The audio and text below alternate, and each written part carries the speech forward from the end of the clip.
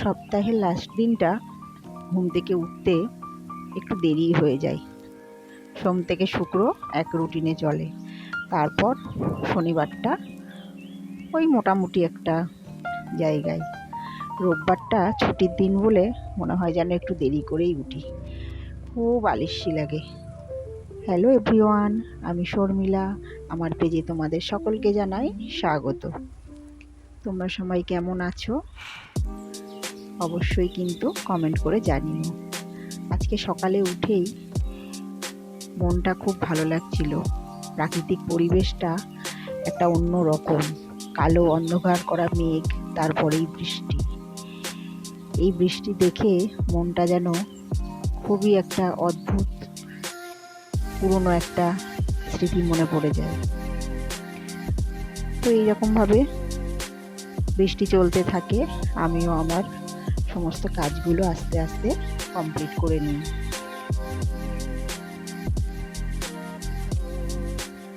রবিবার মানেই একটু বসে চা খাওয়া, একটু দেরি করে টিফিন খাওয়া, রান্নাটাও করতে একটু দেরি হয়ে যায়। তো আমি স্নান করে পুজো দিয়ে এসে রান্নাটাকে আস্তে আস্তে আমি শুরু করে দেব। এখানে পেঁপে পাতার মধ্যে জলগুলো পড়ছে, দেখতে কি ভালো লাগছে দেখো, যেন মনে হচ্ছে মুক্ত ঝরে পড়ছে ওপর থেকে।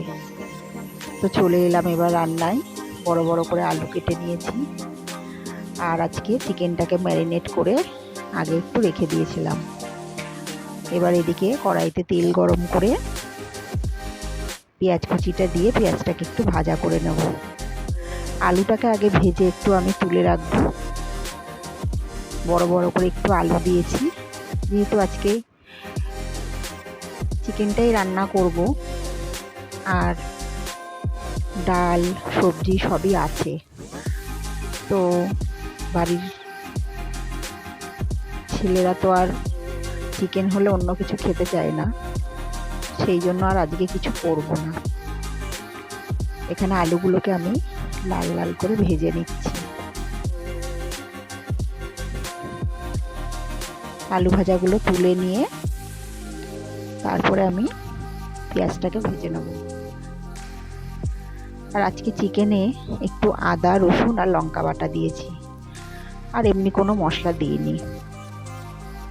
পরে যেরকম নুন হলুদ জিরের গুঁড়ো লঙ্কার গুঁড়ো দেয়, সেই রকমই মশলা দিয়ে আমি চিকেনটাকে ম্যারিনেট করে রেখেছিলাম। দেখো পেঁয়াজ ভেজে নিয়ে এবার আমি মশলাটাকেও দিয়ে দিলাম, একটু কষিয়ে ম্যারিনেট করা চিকেনটাকে দিয়ে দিলাম। রান্নাটা খুব তাড়াতাড়ি শেষ করে তারপরেই ভাবছি একটু গল্প করব। তো দেখো কষানো হয়ে গেছে মোটামুটি। তো তোমরা কে কোথা থেকে আমার ভিডিওটা দেখছো অবশ্যই কিন্তু কমেন্ট করে জানিও। তোমাদের কমেন্টের আশায় আমি থাকবো, আর তোমরা সকলে আমার পাশে থেকো, একটু সাপোর্ট করো। তো ভিডিওটা কেমন লাগলো জানিও অবশ্যই। Thank you. নেক্সট ভিডিওতে আবার দেখা হবে।